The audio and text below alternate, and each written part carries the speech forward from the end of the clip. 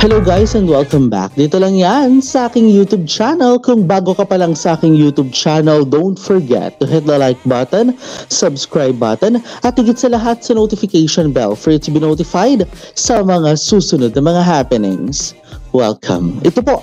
ang NS Reaction.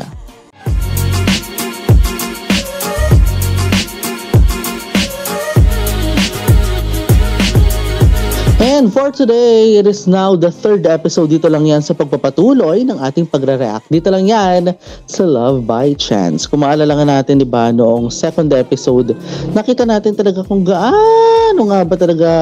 bilang, alam mo yun sa kwento ni Pand, yung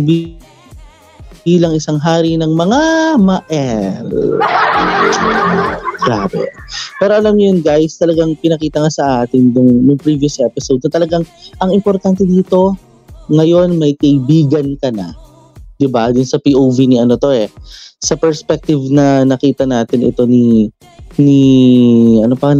Pete kay, alam mo yung sinabi talaga ni A kay Pete, 'di ba? Na ngayon may kaibigan ka na. And let's yung parang magkaibigan. Alam mo yun, parang ganun. Pero syempre, hindi pa rin talaga nawala dito si Pete Trump, 'di ba? Sa masyado niyang pagiging MP, as in mukhang pera. Ano pa kaya? Pero nakita natin, 'di ba, doon sa preview ng episode number 3, sa preview ng episode na ito, na mukhang maghuhut-hut na naman ng pera na hindi siya bibigyan sa mga susunod na mga happenings. Ano kaya mga susunod na mga dapat kaganapan? Sundan na natin ang naging pagre-react nga natin ng previous video. Ito na ho ang episode number 3 in 3, 2, and 1. Let's play. Go. เหมาะสำหรับผู้ชมที่มีอายุ 18 ปีขึ้นไปอาจมีภาพเสียงหรือเนื้อหาที่ไม่เหมาะสมด้านพฤติกรรมความรุนแรงเพศและการใช้ภาษาซึ่งต้องใช้วิจารณญาณในการรับชมผู้ชมที่มีอายุน้อยกว่า 18 ปีควรได้รับคำแนะนำWish this love could be forever and our love could be forever. Wish this love could be forever and ever and ever. Wish this love could be forever and our love could be forever. Wish this love could be forever and ever and ever. จริงไงจะเป็นความบังเอิญหรือฟ้าตั้งใจที่มันทำให้เธอและฉันได้พบได้เจอกันมีเรื่องราวให้ผูกพันจนมันทำให้ได้รู้ใจว่าใครที่มาทำให้ความเงียบเหงาหายไปและมาคอยแต่งเติมรอยยิ้มให้โลกสดใสวันทุกวันมีความหมายเธอคือใครที่ใจเฝ้ารอยิ่งใกล้กับเธอเท่าไรยิ่งเจอกับความภูมิใจใครต่อใครคนใดก็ไม่สำคัญตาสบตาสื่อใจกันไม่เห็นต้องพูดอะไรกันที่เรายังมีกันจนนี้ไปอีกนานแค่ไหนเส้นทางจะแสนไกลไม่ว่าอะไรเราจะเดินไปด้วยกันผ่านวันเวลาแค่เธอจับมือฉันและฉันนั้นจะไม่ปล่อยมันรักเราจะเป็นนิรันดร์ไม่มีวันคลาย Forever and our love will be forever. Wish this love could be forever and ever and ever. Wish this love could be forever and our love could be forever. Wish this love could be forever and ever and ever. Maybe one cry. ซ้อมเชียร์โคตรเหนื่อยเลยว่ะหิวหิวแม่งน่าจะโดดเชียร์เนอะ Nako. No, ayan. Ay, kumong Dan. Ay na naman siya. No. รู้แล้วมึงจะทำอะไรกู๊ด Si Earth. ผมหิวมึงหิวแล้วมึงเกี่ยวอะไรกับกูเนี่ยฮะ เอามึงขำอะไรอ่ะเฮ้ยมึงมาช่วยกูก่อนดิมึงเกาะกูอยู่เนี่ยฮะก็ไอ้แคนเรารักมึงไม่ใช่เหรอกูบอกตอนไหนว่ากูรักมันนะ พี่ท้ายผมหิวข้าวใช่ไหมพี่โนอ่ะใจร้ายไม่คิดว่าน้องจะเสียใจบ้างหรอเนี่ยพี่โนกับพี่ไทยอ่ะทำร้ายจิตใจดวงน้อยของพวกผมชดใช้ด้วยการพาไปเลี้ยงข้าวหน้ามอเลยแปะกู๊ดกินข้าวหน้ามอกันหยุดเลยมึงอ่ะหยุดเลยใครเลี้ยงมึงกูจะไปเลี้ยงมึงตอนไหนฮะนิ่งๆเลยพวกมึงอ่ะเรียนใหญ่แล้วนะเดี๋ยวนี้ฮะไม่กูไม่เลี้ยงมึงหรอกวันนี้ไม่ต้องมางอแงเลยก็ผมหิวอ่ะพี่รู้ไหมผมอ่ะไม่โดดเชียร์ตามคำสั่งพี่เลยนะทั้งที่ผมหิวไส้กิ่วแล้วเนี่ยไม่เชื่อใช่ไหมพี่ไทยลูกท้องผมเลยแล้วtalaga naman เสียงชัดโคตรเล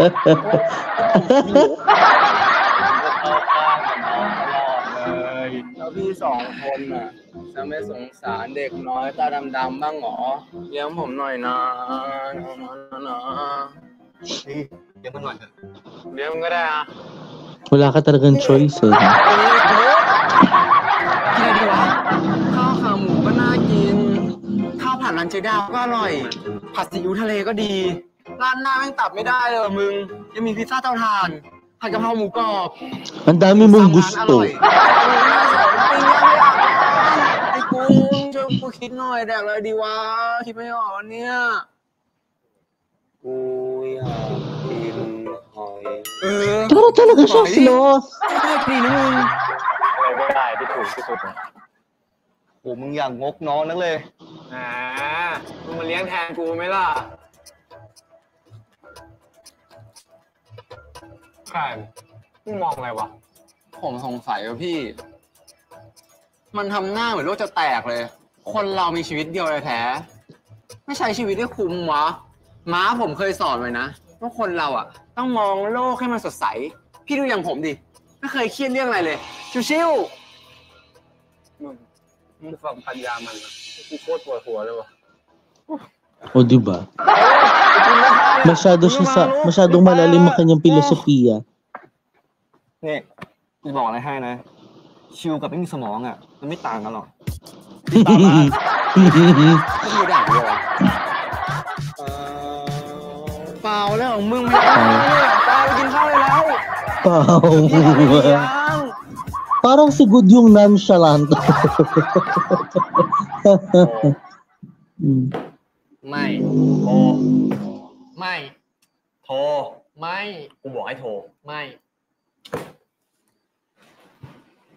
anong meron ไหนมึงบอกว่ามึงอยากได้เบอร์น้องนิ่มไงมึงก็รู้ใช่ไหมว่าถ้ามึงอยากได้มึงต้องทำยังไงโคก็ได้วะ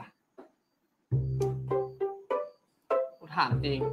พี่กูไม่มีดีอะไรวะมึงต้องมาลงทุนขนาดนี้เขาก็ดีในสายตากูแล้วกันวะมึงอ่ะอยากดีดาเร็วๆดินี่ไงโทรอยู่พี่โนทำอะไรอยู่อ่ะกินข้าวอยู่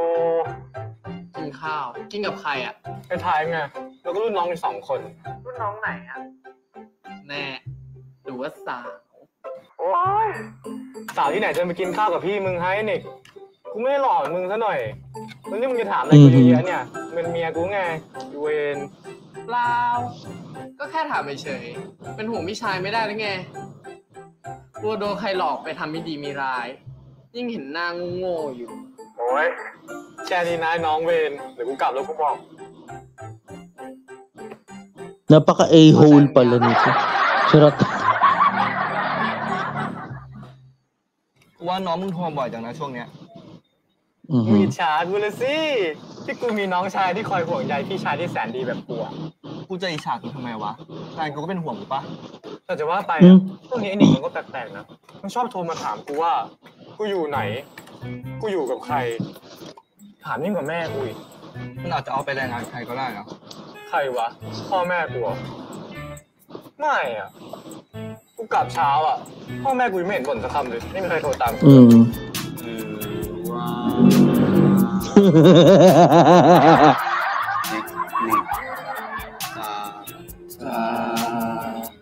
ชอบพี่เทคโน ba yan? นี่มึงอ่ะใช้หัวบนคิดมั่งนะอย่ามึงใช้หัวล่างเข้าใจป่ะหัวล่างHindi yan. หัวล่างไงอ่ะไม่อยากกินข้าวเลยเล่าคนละเรื่องเลย Ay nako,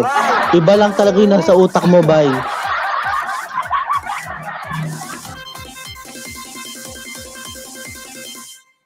คิดว่าคุณชายแบบมึงจะแต่งตัวไม่เรียบร้อยก็เป็นนะเนี่ยเฮ้ยกูไม่ได้ว่าอะไร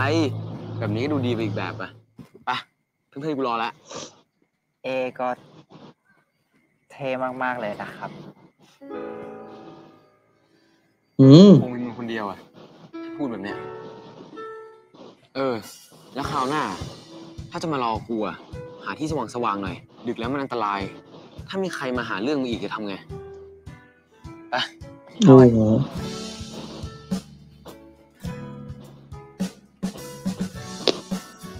พีทเหงื่อเต็มเลยอ่ะมีภาชนะใช้ภาชนะไหมภาชนะใช้ทำไมวะใช้มือสิวะ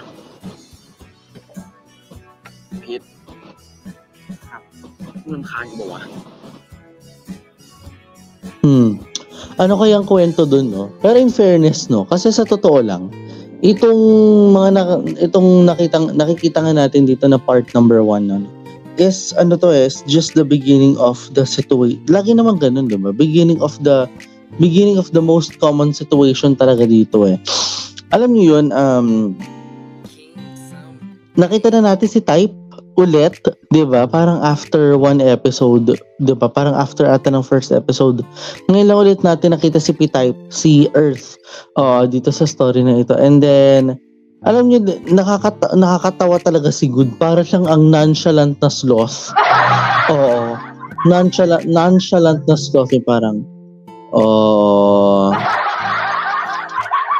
masarap ito. Very Jacqueline Jose pala yung acting. By the way, highway, ipagpatuloy na natin sa ikalawang bahagi ng kwento. Tara na, let's go. Let's play in 3, 2, and 1. Let's play.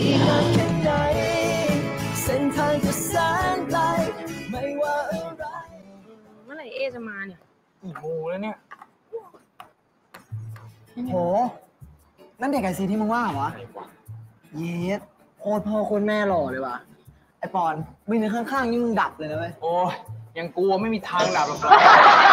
Wala, hindi. Pag tumabi kasi sa si Pete at saka si A, tapos kasunod si Pond. Si Pond yung pinakapangit. Charot lang. Napabiro lang tayo na. Tuloy tayo. เปล่ากูหิว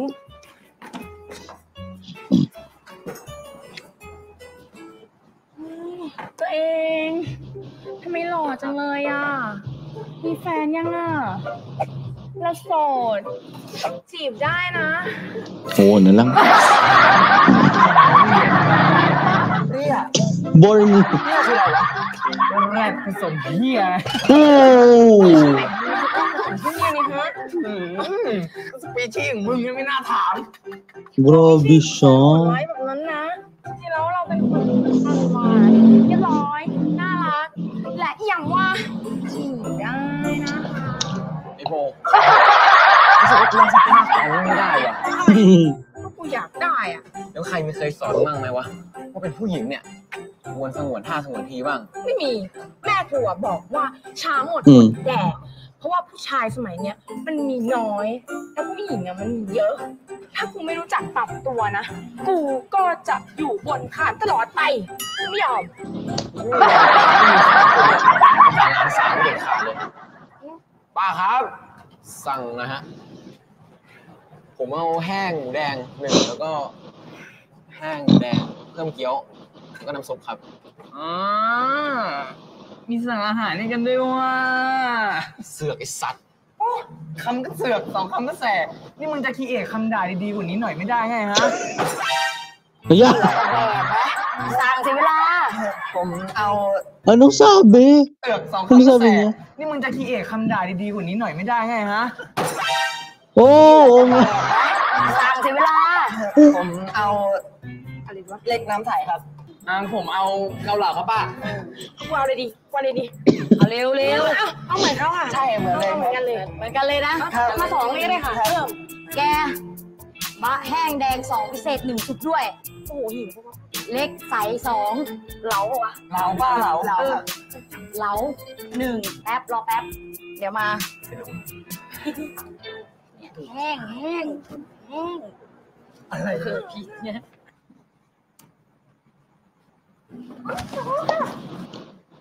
เฮ้ย เขียบเข้ามาดิเดี๋ยวก็โดนหรอกครับ เรียนลูกสาว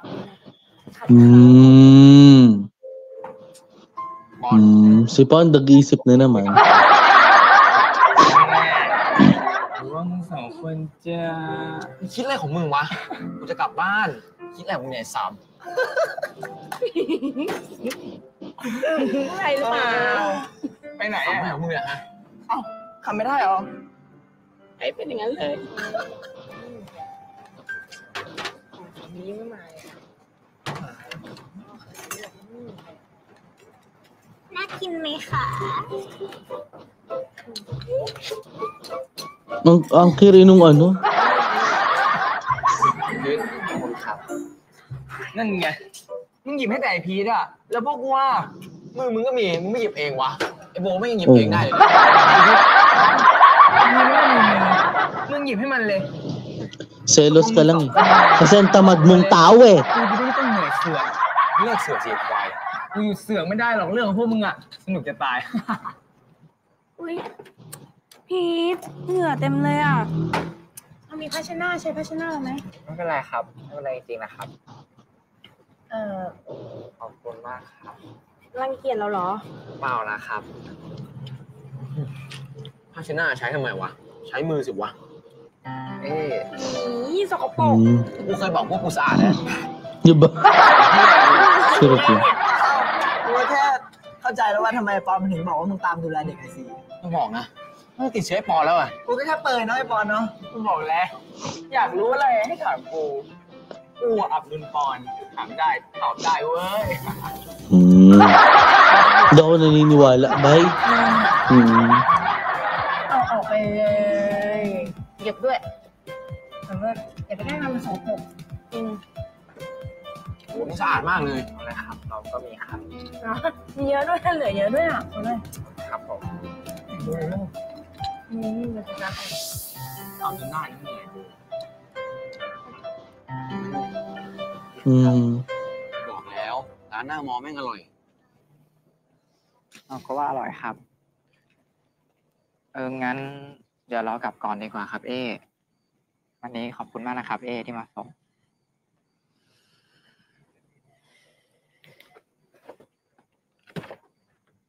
พีท ครับ มึงรำคาญกูบอกวะ ไม่นะครับทำไมคิดแบบนั้นนะครับ กูแค่คิดว่ากูอาจจะยุ่งวุ่นวายกับมึงมากเกินไปอ่ะมึงไม่ได้ขอให้กูช่วย แต่กูเสือกเข้ามาช่วยเองกูอาจจะดูแลมึงมากเกินไปจนมึงรำคาญอ่ะ เราไม่ได้คิดแบบนั้นจริงๆนะครับเราเสียอีก ที่ต้องคอยขอบคุณที่คอยช่วยเราตลอดเลย True. แล้วเราก็กลัวว่าจะรำคาญเรา ที่ต้องคอยดูแลคนอย่างเรา Ayun na naman siya sa ganung mindset, oh. ไปมากูกับมึงอ่ะก็ต่างกลัวอีกคนรำคาญกูโล่งแล้วมึงไม่รำคาญกูไม่รำคาญมึงกลับบ้านได้แล้ว ครับ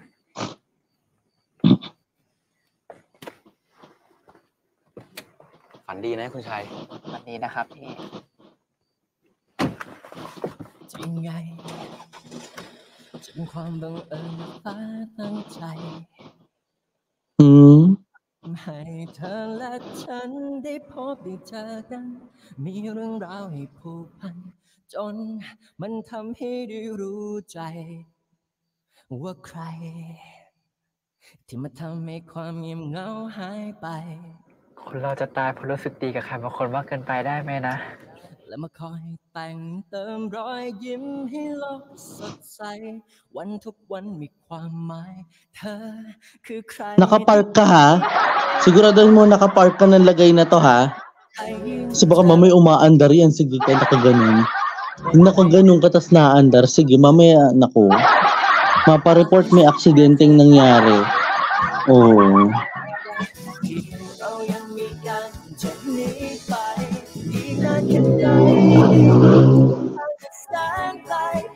But in fairness with their friendship, no, even though they are not, alam mo yun, they are not telling each other na, alam mo yun, yung ganong feeling. Diba? Kasi may nararamdaman na talaga si Pete kay A eh. Diba? พีทจ๋าเอบอกว่าคิดถึงอาพีทด้วยล่ะ เฮ้ยมึงทำอะไรพีทวะ แกนั่นแหละทำอะไรฉันอ่ะ อยู่ดีก็มาผลักอ่ะ อ้าวกระเทยนี่หว่า Ay! Nakita ko na naman yung trigger ko. Nakita ko na naman yung trigger ko, dumila pa eh.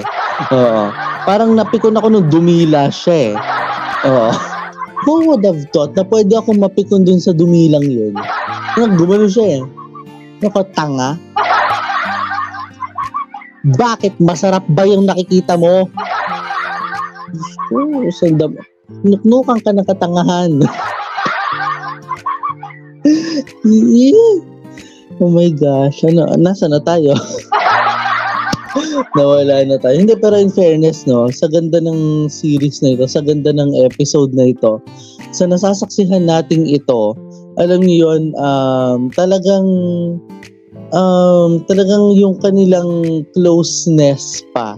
Di ba? Pero sabi ko nga kanina, no, episode 2 pa lang, may nararamdaman na siya talaga eh. Ramdam ko to ha, episode 2 pa lang may nararamdaman na si Pete kay A talaga dito sa story na ito.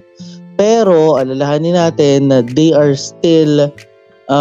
not telling for each other for what, all about the real score or kung ano yung kung nagugustuhan na ba ni kunwari ni Pete si A. Diba? So, abangan natin yan. By the way, Highway, let's continue the story. This is now the third part. In 3, 2, and 1, let's play.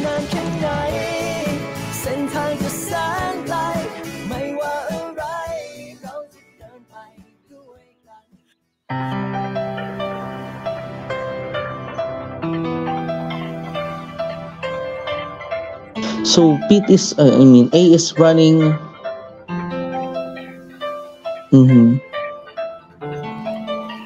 Yan yung kanyang morning routine sa nakikita natin, no? Yun yung kanyang daily morning routine. เมื่อคืนเนี้ย ดึกๆเลยอะแม่ ดึกนี่ดึกมากนะ น้องยิ้มอ่ะรอจนหลับเลย มาค่ะ อ้าวเอ๊ดีครับ สวัสดีค่ะเอ๊ก่อนเร็ว สวัสดีค่ะ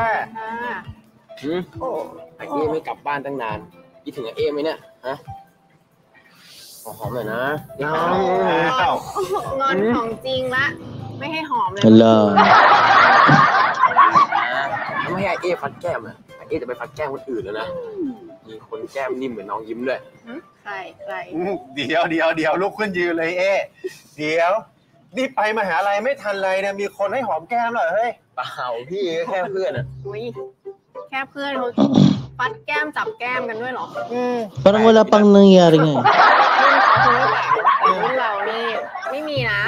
ใครจะไปจับแก้มง่ายๆจะบ้าเหรอ ตอบดีมากจ้ะ Ito. ตอบไปจับนี่โดนแล้ว Item. นิมนต์ค่ะ นิมนต์ครับพ่อครับมาไปลูกไปใส่บาตรกัน ใส่บาตรเร็วแตะค่ะ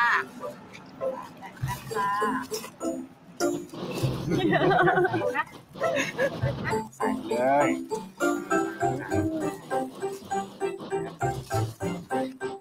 มารับพรนะฮะนั่งเร็วคุณจ้าก่อน สวยๆนะ ทิวาพระสีลิตนิจจังวุฒาปจายโนจัตตารโอธัมมาวัฏฏันติอายุวันโนสุขังพระลัง สาธุยัง แล้วลูกเก่งมากเลยครับ Ayan. So, tapos na yung blessing and praying, or blessing and chanting. ไปทำงานหลังครัวกัน ดูน้องยิ้มด้วยนะเว้ยไม่เจอกันนานหอมกันเยอะๆฝากด้วยนะคิดถึง Si Uncle A Uncle A ถ้าเป็นแก้มผู้ชายมันจะแปลกไหมน้องยิ้ม แปลกค่ะ ที่พูดเนี่ยเข้าใจความหมายไหมฮะ อาเอน้องยิ้มคิดถึงอาเอจังเลย เอก็คิดถึงน้องยิ้มจังเลย เพื่อนของไอเอนะแก้มก็นี่เหมือนน้องยิ้มนี่แหละตัวขาวปากแดงแถมแก้มก็นิ่มแต่ว่าไปก็คิดถึงมันฮะ อ๋อ ขอเอโทรหาเพื่อนนิดนึงนะ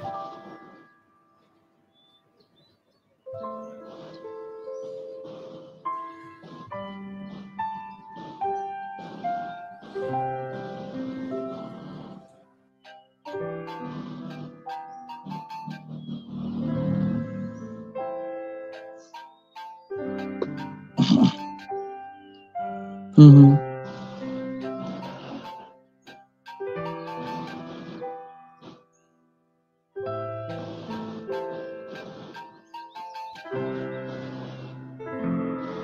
ฮัลโหลครับ โหลตื่นยังมึง อาเอพูดไม่เพราะฟ้องพอดุ เสียงใครอะครับ เอ หลานกูเองอ่ะแป๊บนึงนะเดี๋ยวกูเปิดกล้องก่อน อืม เฮ้ยได้แล้วมึงเปิดบ้างดิ ไม่ดีกว่าครับ คือเรายังไม่ได้อาบน้ำอะครับ ช่างเถอะนี่น้องยิ้มหลานกูเองน้องยิ้มทุจ้าเร็ว อีกแล้วอาเอพูดไม่เพราะแม่บอกว่าห้ามพูดคุยบนน้ำตีปากน้องยิ้มตีให้นะ นี่แน่ หัวเราะอะไรของมึง อีกแล้วอาเอพูดไม่เพราะ เอขอโทษนะเอขอโทษเอขอโทษน้องยิ้มเอคุยอยู่นะ ทุกค่ะหนูชื่อน้องยิ้มลูกแม่นัดจากพ่อโอ สวัสดีครับ พี่ชื่อพี่พีทนะครับ จ๋า ไม่ได้นะน้องยิ้มนี่เพื่อนของเอก็ต้องเรียกอภิสิ อืม อาพีจ๋าอาเอบอกว่าคิดถึงอาพีด้วยล่ะ เฮ้ย โว้ เอพูดตอนไหน เมื่อกี้ไงคะ เดี๋ยวกูวางก่อนนะ Same shipper ha? Nararamdaman ko parang dun papunta, Doy. คิ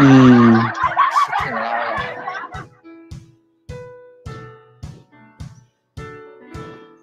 แสบนักนะเราอ่ะ เราพิมพ์บ้างนะ เราอ่ะจะแกล้งอยู่นะจะแกล้งอยู่แสบนักนะเราอ่ะแสบนักนะเรา Sa bagay ako may ganyan ako kakulit na pamangkin din, pero lalaki. Napakakulit nun pag sa akin. Sabihin, Fionel ang tawag sa akin ng pamangkin ko. So, yeah. Parang ang slang niya sa tiyo eh. เอ๊ะครับ วันนี้เราไปกินข้าวด้วยได้ไหมครับ เฮ้ยเอาดิเดี๋ยวกูอาบน้ำแล้วจะไปรับมึงรอที่ลานจอดรถนะ ได้ครับงั้นเดี๋ยวเจอกันนะครับ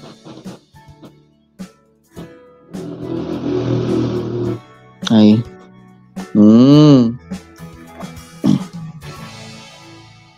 น้องพีทคะน้องพีท ครับ พี่ มันนี่ค่ะหรือจะเรียกว่าพี่มันนี่เจ๊คนสวยหรือว่าพี่สาวไม่ว่ากันนะคะ อ๋อครับ พี่มันนี่มีอะไรหรือเปล่าครับ อุ๊ยตายแล้วน้องพีทอยากมีอะไรกับพี่เหรอคะเขินน่ะ Ay, grabe siya.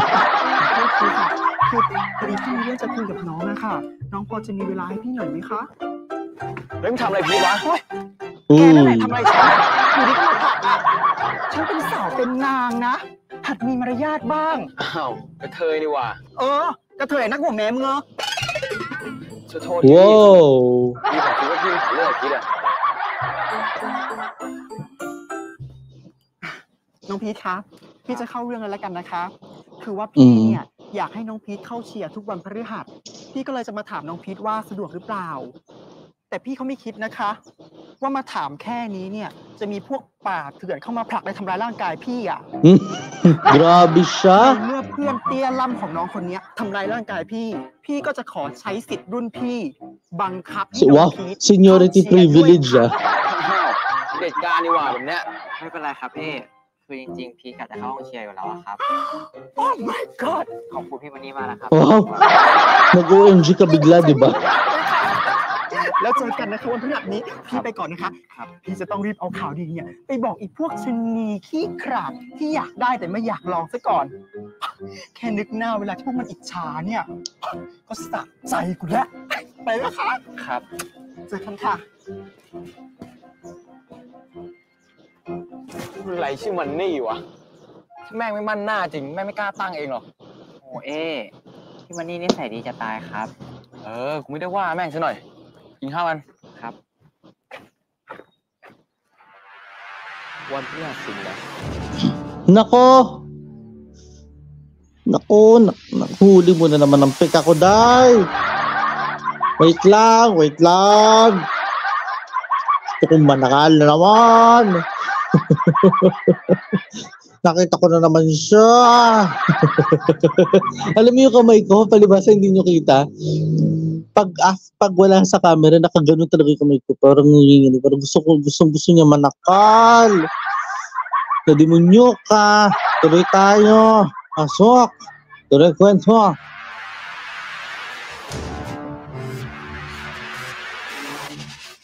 ถ้าไม่อยากนั่งตรงนี้เนี่ยไปนั่งที่อื่นก็ได้นะ เปล่านะครับติน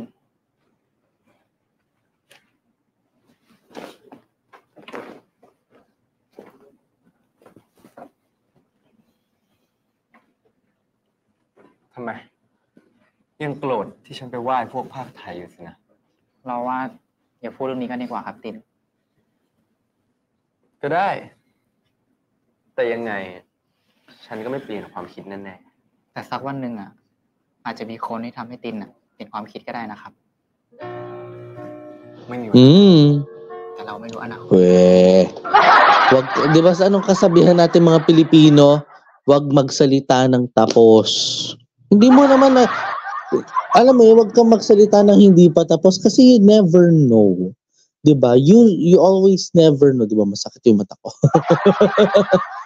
You never know what will happen next in the future, di ba? Wala nakakaalam ha. Wala nakakaalam ng hinaharap.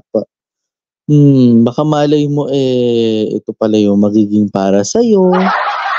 Di ba? Talagang sarado lang talaga yung utak mo para dyan. Hindi natin alam ha. Tandaan po natin, hindi po natin alam. So pagpatuloy natin sa kwento. ฉันจะเป็นคนกำหนดอนาคตของฉันเอง Okay. Pero ako rin, I want to write my How are you all own future. today? Today we'll be doing something really basic in business, okay? We'll be learning about the differences between private limited company, public limited company, sole trader, and partnership, okay? Okay. So, for sole trader, it is the business that has single owner. For partnership, there has to be more than one owner. Okay. Meanwhile, ito tayo. Ito another character to บ ha. อกน้องไปดิว่ามึงรักน้องตัวเอง กูจะบอกได้ไงวะ Si มึง Tom. คงลืมไปแล้วว่ากูกับตา เป็นพี่น้องกัน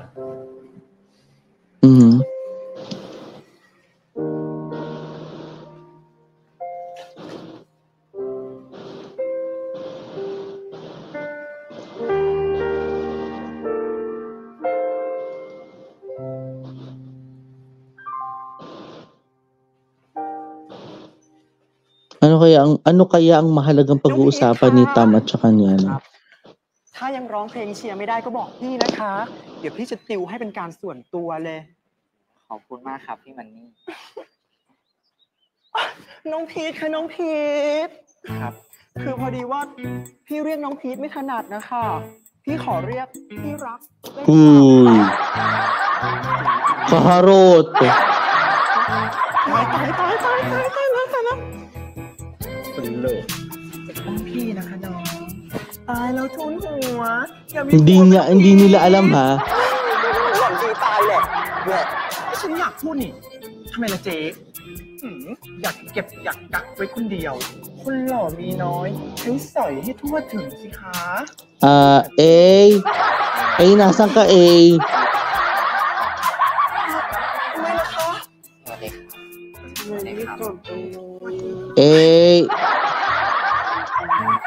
พวกหล่อนนั่นแหละ เห็นไหมล่ะ น้องกลับเลยเนี่ย อ่ะเจ๊จะมาว่าพวกหนูสองคนไม่ได้นะ ที่น้องพีทเขากลับเนี่ย เพราะว่าเขากวนเจ๊ต่างหากอ่ะ โอ้ฉันเหรอ Hala, bakit may kamukha yung isa? Hindi legit. Ewan ko kung ako'y medyo kasi nakailang hikab na ako. Baka doon sa pang ilang hikab ko, nakikita ko na siya. Ano ba yan? Na-imagine ko kung sino siya. Oo. ไม่มีอะไรน่ากลัวกระจกที่บ้านแตกใช่ไหมครับ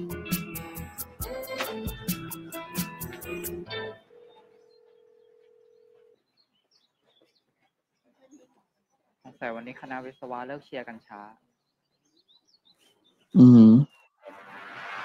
Ay, Shemay. Shit!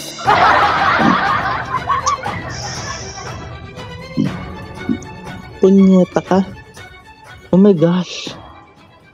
จริงๆพี่กูไม่เชื่อ กูไม่เชื่อ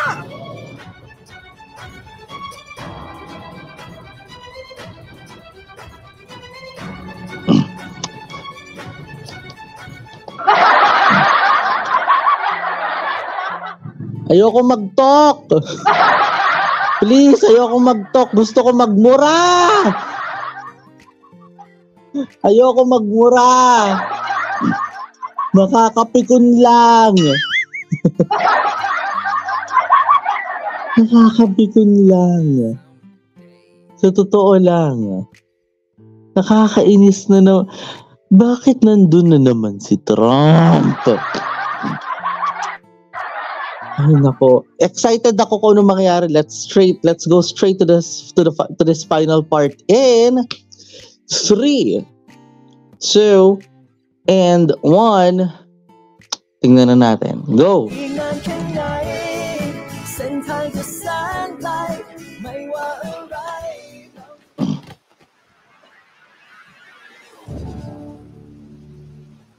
Ito'y dulot ng desperasyon to ha.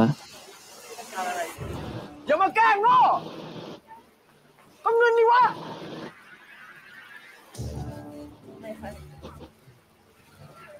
ไม่ให้เหรอ น้องพีท น้องพีทอย่ามาตอแหลใส่พี่ Oh, sweetheart. Yeah! Shooter! Trigger ako sa'yo, hayop ka.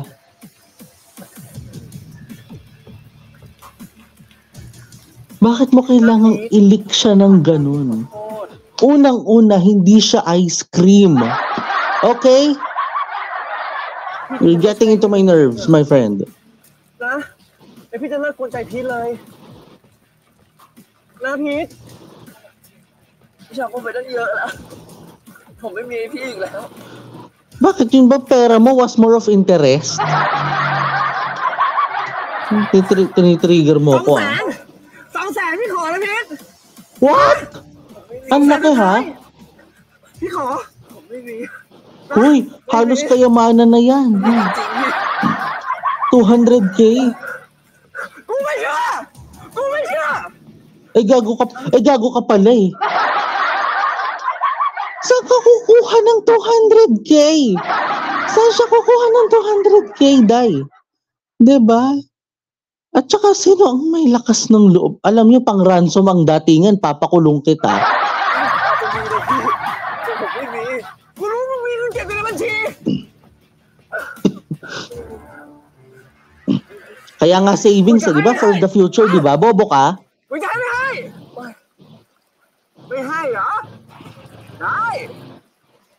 เฮ้ย Oh shoot, oh shoot. Oh shoot.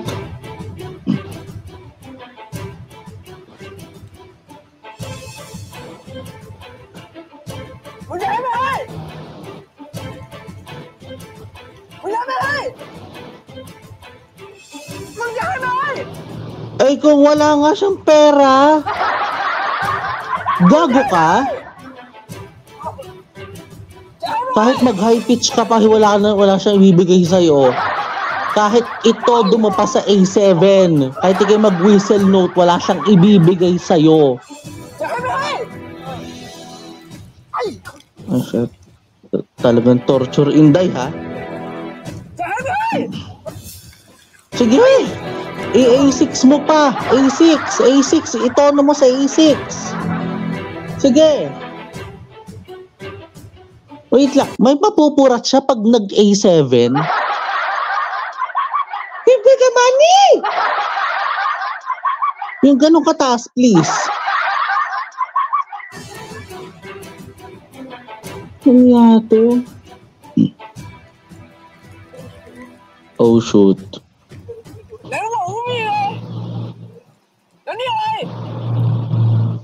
Magkano?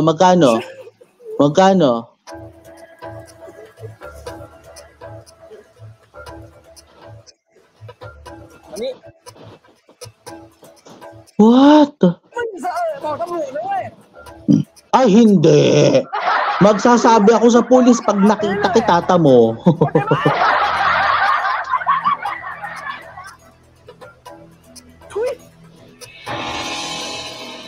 Shoota ka, nagnakaw ka ng ano. Oh my gosh, napipikon ako.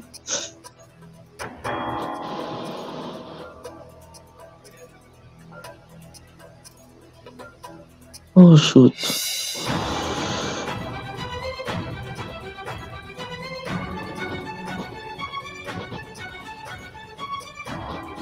Oh my gosh, nasaan kaปิงไล่โบมไปไหนวะทำไมวันนี้ไม่มาซ้อมเชียร์กับพวกเราอ่ะ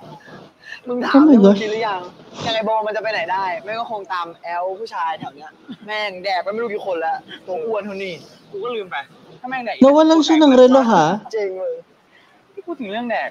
กูหิวเลยอ่ะหาอะไรกินไหมเอาร้านเดิมไหม จัดครับ ไป let's go เอ๊ะมึงไปปะ ไปเลยกูไม่ไป อะไรของมึงอีกวะ เสือกไอ้สัตว์ ไม่ถ่ายกูอีกแล้วอ่ะไปไหนก็ไปมึงอ่ะเจอกันที่หอนะ เจอกันนะมึง พูดด้วยก็ไม่พูดเฮ้ยมึงฝนตกอ่ะไปไงอ่ะ มึงอยู่กับใคร อยู่กับมึงไงบ้าเนี่ยมึงเห็นคนที่3เหรอ กูมีของวิเศษ เสียอะไรมึงเนี่ยฝนตกเนี่ยเร็วๆปริงนี่ของดีมึง ทำไมอ่ะ ร่มดูชัด เอ้าแล้วตอนนี้มันเกิดอะไรอยู่ ฝนตกไง แล้วร่มแล้วทำอะไร กันแดด มึงจะกันแดดก็เรื่องของมึงเถอะกูกันฝนกูไปแล้ว กูไปด้วยอุ้ยกูเปียก Pagpaiwan ka na lang, band.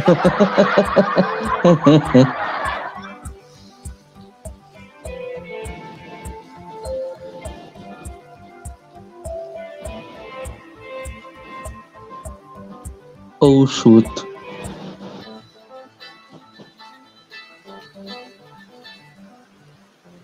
โถ่ไอ้แคนไม่ว่างคุยตอนนี้ว่ะมึงมีเรื่องสำคัญว่ะเรื่องอะไรวะรีบพูดมาดิมึงไม่โกรธกูใช่ไหมคือมึงไปซ้อมเด็กไอซีมาปะวะตอนนี้กูอยู่แถวเด็กไอซีอ่ะแล้วไม่มีคนโดนซ้อมนอนอยู่เนี่ยแม่งพูดแต่ว่า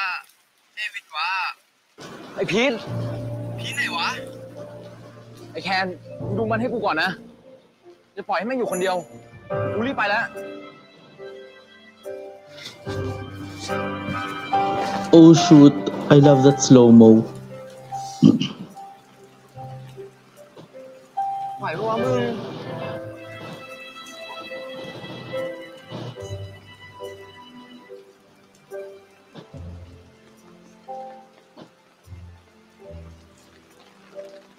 Diyan ka lang kan, huwag kang alis.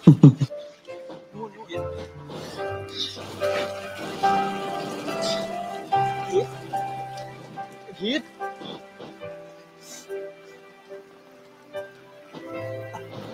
พีทไหวปะวะ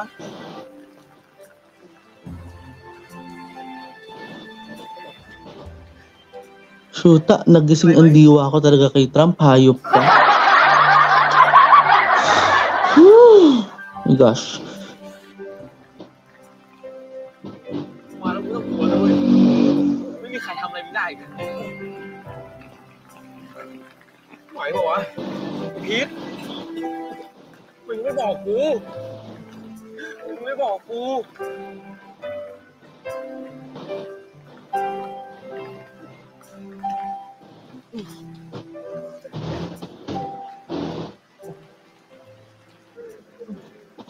แล้วนะ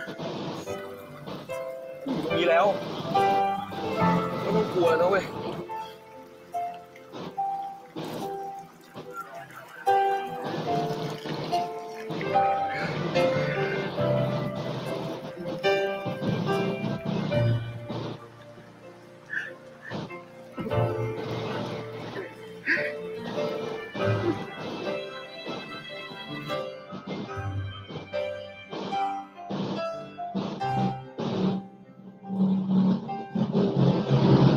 Siya, naghihintay siya ng tawag from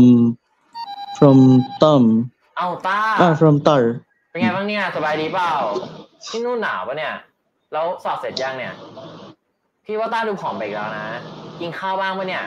กินข้าวเยอะดิอย่าทำให้เป็นห่วงครับพี่ตั้มทีละคำถามสิครับต้าฟังไม่ทันอ่ะพี่ขอโทษคือพี่ไม่ได้คุยกับต้านานแล้วนะขอโทษครับพอดีต้ายุ่งๆเรื่องเรียนนิดหน่อยอ่ะไม่เป็นไรไม่เป็นไรพี่เข้าใจ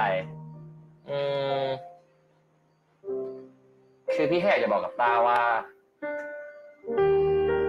พี่คิดถึงต้านะครับพี่ชายน้องชายคนนี้รู้แล้วเนอะว่าแต่วันนี้มีอะไรหรือเปล่าเนี่ยอ๋อที่ต้าคอมา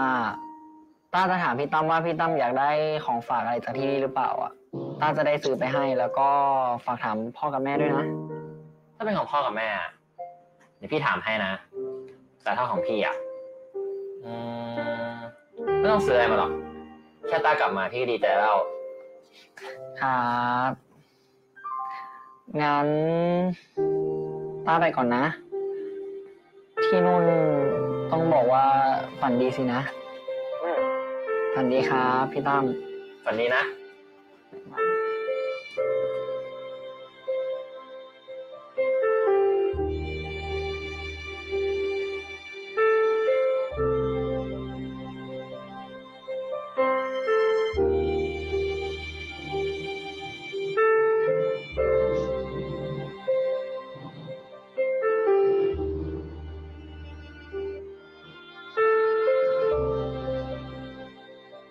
ขอโทษนะครับพี่ตั้มขอโทษที่ทำให้เป็นห่วงขอโทษจริงๆ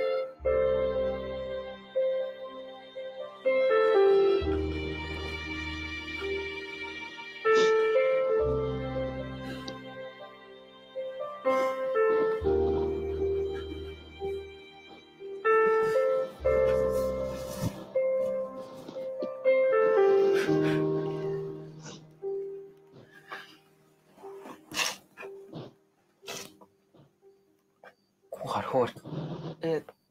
จะขอโทษเราทำไมอะครับขอโทษที่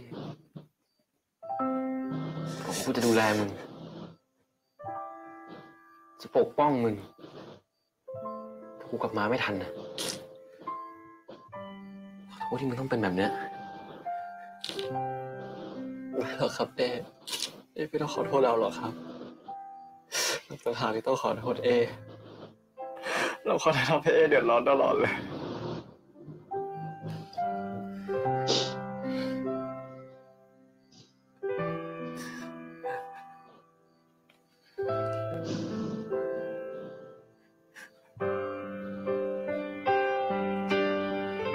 อะไรมึงคิดว่ากูโสโครกอะเอาละครับก็คิดว่าสมเป็นมากๆเลยนะครับสมเป็นกูยังไงวะก็ถ้าเกิดเป็นก็คงไม่ใช้กระดาษกับผ้าเช็ดหน้านะครับมึงยิ้มได้แล้วอ่ะกูแค่โอเคหน่อยครับแล้วมีเรื่องอะไรอ่ะมึงเล่าให้กูฟังหน่อยได้ปะ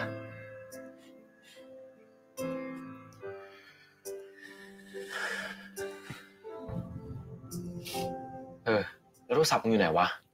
ทำไมปิดเครื่องเขาเอาไปแล้วครับอะไรนะโอ้อย่าบอกนะว่านาฬิกามึงด้วย โอ้ชุดแล้วมันทำอะไรมึงอีกทำไมมึงถึงได้ไปนอนอยู่บนทางเดินแบบนั้นน่ะ เป็นไรแล้วครับ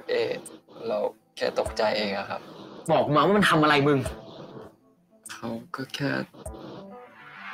เตะแล้วก็ต่อยเราอะครับ โอ้สุด ไปแจ้งความกัน ไม่ครับไม่ใจคอเลยครับ ไอ้พีทมันทำมึงขนาดเนี้ยยังไงก็ต้องแจ้งความ คนชั่วๆอย่างแม่งต้องไปนอนในคุกให้เห็น เป็นไรครับถือว่าฟาดเคราะห์นะครับ ฟาดเคราะห์อะไรวะ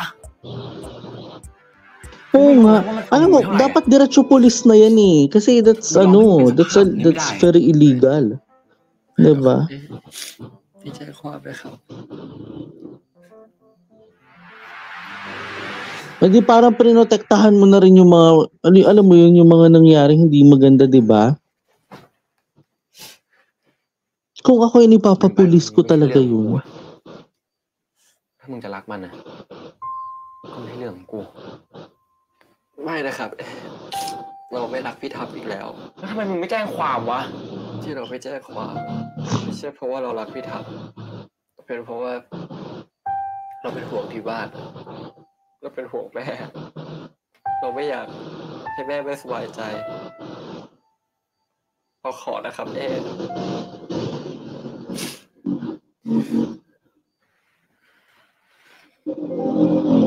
ขอโทษ แค่โมโหอะมึงยังรักมันอยู่อะ เราไม่รักพี่ทับอีกแล้วไม่มีวัน รักก็ไม่รักไม่เชื่อมึงละ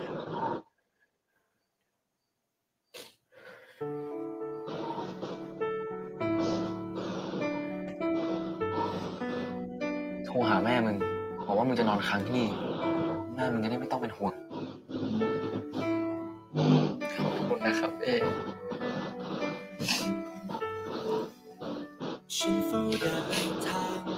ต้องรอกันไหมพีท จุดหมายปลายทางใดๆจะมีความรักที่ปลายทางไหมจะมีไหมใครสักคนที่เป็นแบบฉันที่ยังคอยรักคือ ขอดูแผลหน่อยดิ ฉันกำลังหลงทางท่ามกลางความอ้างว้าง เชี่ยพีทมึงว่าเป็นไปได้ไหมวะ ถ้าจู่ๆก็มีลม ฮะ โอ้ my god เจ้า อุ้ย มึงเป็นคนปกติแล้วเว้ย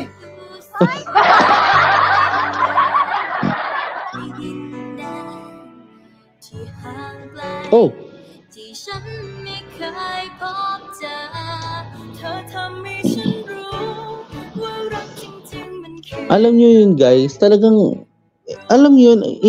even though if you don't need to have someone to worry, you still have the right diba? May karapatan ka pa rin talaga. May karapatan ka rin ipaglaban yung sarili mo laban dun sa taong yun. Nawalan ka ng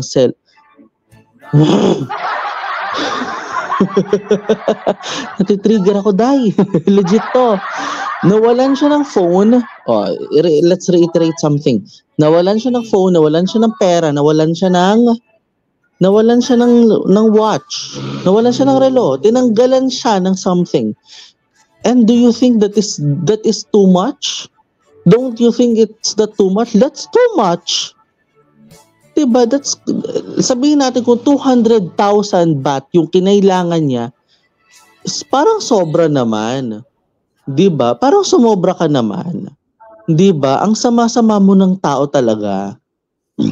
At siguro sa next episode, yun na yung simula ng tahimik niyang buhay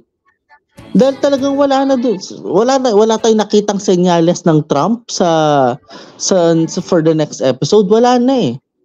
It is just empty. Walang Trump talaga. And let's look forward. Let's have a greater look forward into that story. 'Di ba? Nakaka-trigger lang. Sa totoo lang, ako'y trigger sa character na 'yan. Diyos ko. Kung pwede lang ilusot yung kamay ko at nanakal na ako, nagawa ko na yun. 'Di ba? Kaya lang wala Alam niyo, we're just a viewer here. And it was part of 2018, so #throwback po ito. Ay, nako. Pero in fairness na nakita natin dito sa episode na ito, no, it's Tar and Tom talk together and saving Pete in the midst of this problem. Alam nyo, ito yung sinasabi natin na napaka-problematic ng isang character talaga. Ang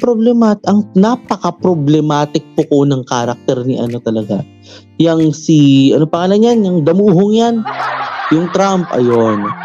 Very very alam mo yon, very very problematic yung character niya. That's why